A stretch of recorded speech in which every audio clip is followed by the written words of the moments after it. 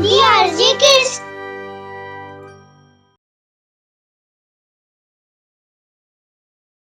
जादुई अंडे।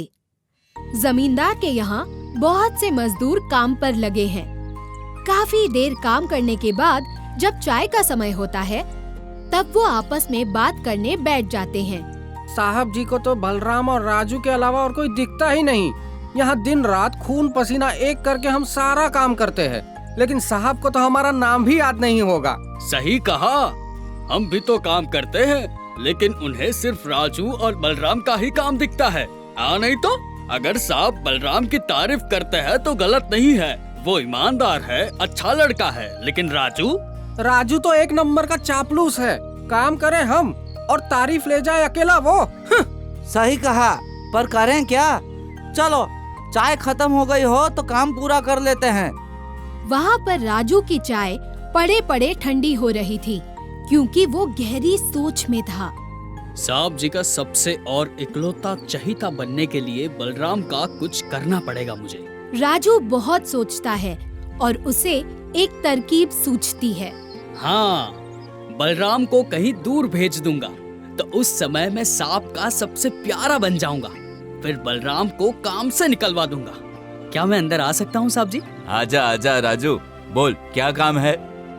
साहब जी, 60 मील दूर जो आपका रामपुर वाला गोदाम बन रहा है, वहाँ पर ठेकेदार को पैसे देने के लिए मजदूर को भेजना है। हाँ तो, और सबसे अच्छे मजदूर को ही भेजना है। मेरे साले साहब का काम है वहाँ पर, गड़बड़ नहीं होनी चाहिए कुछ भी। तो मैं सोच रहा था कि अब बलराम को भेज देते तो अच्छा होता। क्यों, तुम नहीं जाओगे? तुम भी मेरे बहुत खास मजदूर हो। मैं जरूर चला जाता साहब जी, लेकिन यहाँ पर मेरी बहुत जरूरत है। आप बलराम को क्यों नहीं भेजते? वैसे भी आज ज्यादा काम नहीं है। हाँ, बलराम भी बहुत अच्छा कामगार है। ठीक है, मैं उसे कह देता हूँ। राजू मुस्कुराता है और बलराम को अंदर बुलाता है। जी बोलिए साहब जी, क्या काम था? जमींदार बलराम को काम बताता है और बलराम मान जाता है। कब निकलना होगा मुझे? अभी चले जाओ। हाँ, अभी चले जाओ। शुभ काम में देरी कैसी? बलराम जमींदार के बताए काम के लिए रामपुर निकल जाता है। बलराम एक बैलगाड़ी पर बैठकर जा रहा था। फिर थोड़ी ही दूर जाने पर एक जादूगर अपने बिखरे सामान के साथ सड़क पर खड़ा दिखता है। अरे भाई, कोई मेरी मदद कर दो, मेरा सारा सामान बिखर गया है। बलराम उस जादूगर को सामान इकट्ठा करने में मदद कर देता है और वो जादूगर उससे बहुत खुश होता है। ये लो, ये अंडे रख लो। तुम जिस किसी भी काम के लिए जा रहे हो, उसमें ये तुम्हारी बहुत मदद करेंगे। बलराम उस जादूगर से उपहार लेकर फिर बैलगाड़ी में बैठ जाता है। कुछ घंटों तक सफर करने के बाद वो काफी थक जाता है।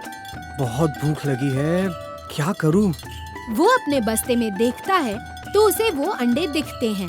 वो उनमें से एक को उठाता है। अंडे ले तो आया हूँ, लेकिन आसपास कोई दिख नहीं रहा जिसे कहकर ये अंडे बनवा लूं। बलराम एक अंडा हाथ में लेकर उसके साथ खेलने लगता है। क्या करूं, क्या करूं? तब रास्ते में एक गधा आता है और उसके हाथ से अंडा गिर जाता है। अंडा टूट जाता है, लेकिन उसमें से एक छोटा सा लाल सेब निकलता है और बड़ा होकर एक असली सेब के आकार का हो जाता है। ये कैसा चमत्कार है? अंडे से निकला सेब? बलराम और थोड़े से अंडे फोड़ता है और उनमें इस बार वो आंख बंद करके कुछ कहता है और फिर खाने के लिए तरह तरह के पकवान उसके सामने आ जाते हैं। ये तो चमत्कार हो गया, ये तो जादुई अंडे हैं। थोड़ी देर बाद उसकी बैलगाड़ी का टायर खराब हो जाता है और वो एक जंगल पर रुक जाता है। अब मैं आगे कैसे बढ़ूंगा? बलराम की नजर उन अंडों पर पड़ती है। शायद ये अंडे मेरी कुछ मदद करेंगे। बलराम अंडे फोड़ता है और उनमें से टायर ठीक करने का सामान निकालता है। बलराम उस सामान का इस्तेमाल करके टायर ठीक कर देता है। ये अंडे तो मेरा काम आसान कर रहे हैं। मेरा नसीब बहुत अच्छा है आज।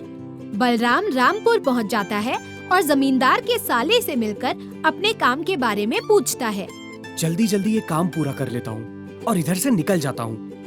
बलराम काम करने जाता है, तब उसे याद आता है कि उसके काम के कपड़े वो साथ नहीं लाया। ये तो गड़बड़ हो गई। अब क्या करूं? बलराम को जादुई अंडे याद आते हैं और वो एक अंडा फोड़कर अपने लिए कपड़ा ले लेता है।